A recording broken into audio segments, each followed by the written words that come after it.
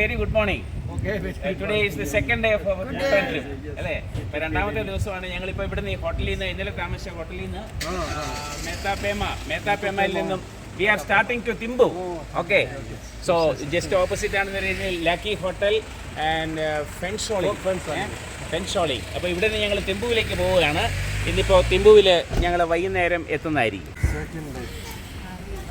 നമ്മൾ tour guide നമ്മളെ welcome ചെയ്യുകയാണ്. You are welcoming. Okay, thank you.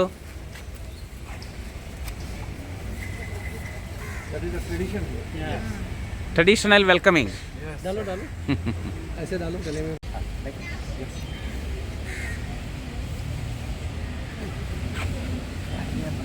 Bhutan അതിർത്തിയിലെ ഫ്യൂൺ ഷോളിങ്ങിലെ റീജിയണൽ ഇമിഗ്രേഷൻ ഓഫീസാണ് ഈ കാണുന്നത്.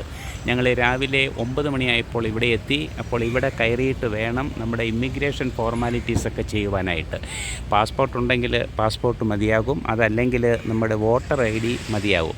അപ്പോൾ ഈ റീജിയണൽ ഇമിഗ്രേഷൻ ഓഫീസിൽ കയറി അതിൻ്റെ ഡോക്യുമെൻറ്റേഷൻ കാര്യങ്ങളൊക്കെ നടത്തിയിട്ട് ഞങ്ങൾ തിമ്പുവിലേക്ക് ഇപ്പോൾ യാത്ര പുറപ്പെടുകയാണ്. ഡ്രൈവറും അതുപോലെ തന്നെ ഗൈഡും വന്നിട്ടുണ്ട്. ഗൈഡ് കമ്പൽസറിയാണ്. ഭൂട്ടാനിലേക്ക് നമ്മൾ പോകുമ്പോൾ ഒരു ഗൈഡ് നമ്മോടൊപ്പം വേണമെന്നുള്ളതാണ് അതിൻ്റെ ഒരു നിയമം. ഞങ്ങൾ രാവിലെ ഖരേപാണ്ഡെ ഗായമ്പ എന്ന് പറയുന്ന സ്ഥലത്ത് എത്തിച്ചേർന്നിരിക്കുകയാണ്. ഇത് തിമ്പുവിലേക്ക് പോകുന്ന വഴി കണ്ട ഒരു കാഴ്ചയാണ്.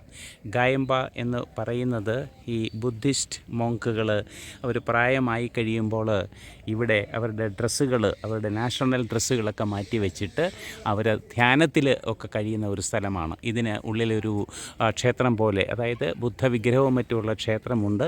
പക്ഷേ അതിനുള്ളിൽ നമുക്ക് ഫോട്ടോയോ വീഡിയോ ഒന്നും എടുക്കാൻ സാധിക്കത്തില്ല. ഇവിടെ നോക്കുമ്പോൾ തിർസ എന്ന് പറയുന്ന നദിയാണ് കാണുന്നത്. അതായത് ചൈനയിൽ നിന്ന് ഉത്ഭവിച്ച് ഭൂട്ടാനിൽ കൂടി വന്ന് നേപ്പാളിൽ കൂടി കടന്ന് ഇന്ത്യയിലേക്ക് കടക്കുന്ന ഒരു നദിയും അതുപോലെ തന്നെ ഫ്യൂൺ ഷെലിംഗ് എന്ന് പറയുന്ന ടൗണുമാണ് ആ ദൂരെ താഴെ.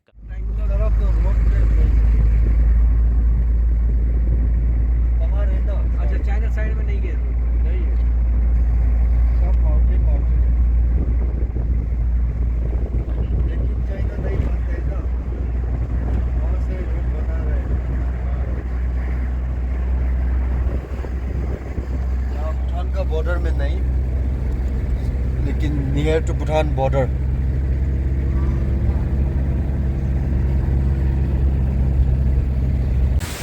ഇന്ന് തിമ്പുവിലേക്ക് പോകുന്ന വഴി കണ്ട മനോഹരമായ ഒരു കാഴ്ച.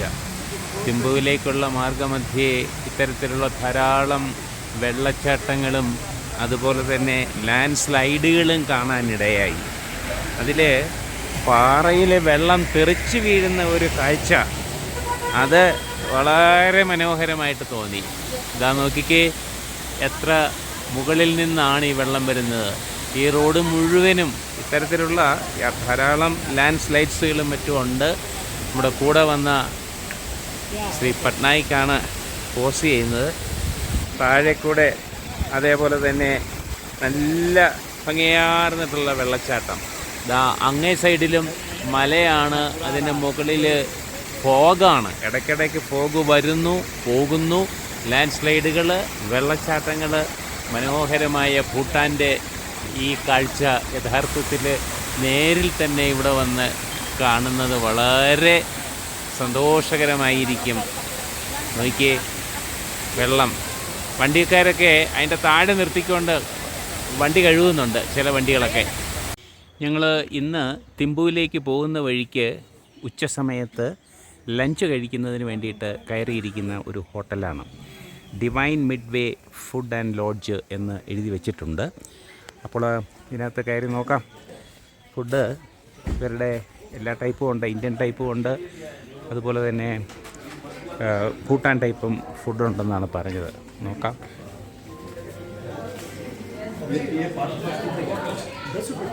ഇവിടെ എല്ലായിടത്തും ലിക്കറും അവൈലബിളാണ്. ഇതാണ്. എന്തോ item ഫുഡായത്? പൊട്ടറ്റ ദക്ഷി.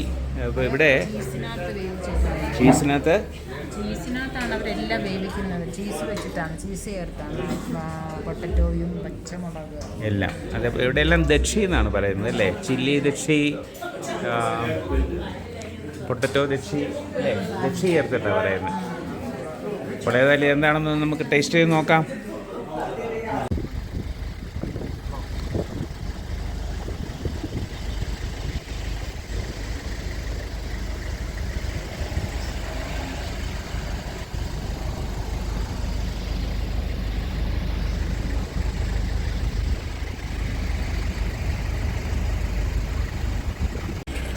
Okay, this is our guide. Hello. Okay, NT, Noon Sean. This is our driver. ഞങ്ങൾ വഴി കണ്ട ഒരു കടയാണ്. ഒരു കടയിലൊന്ന് കയറി. ഒരു കടയിൽ കയറിയപ്പോൾ എന്തൊക്കെയോ പുതിയ സാധനങ്ങളൊക്കെ ഉണ്ട്. മിക്കവാറും ഒക്കെ സാമാന്യം നല്ല വിലകളാണ്. ആപ്പിൾ മാത്രം വില കുറവാണ് അല്ലേ?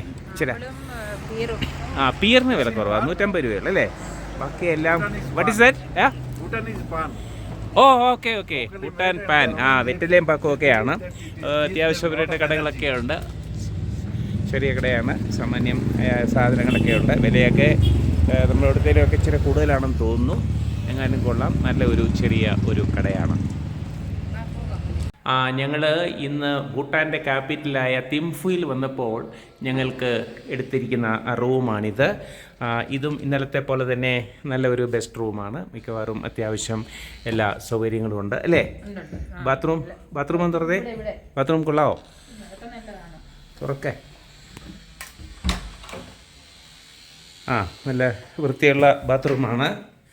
വലിയ കുഴപ്പമില്ല, തീരെ ചെറുതുമല്ല. അപ്പോൾ ഇതാണ് ഇന്ന് തിംഫുയിൽ ഞങ്ങൾ താമസിക്കുന്ന റൂം.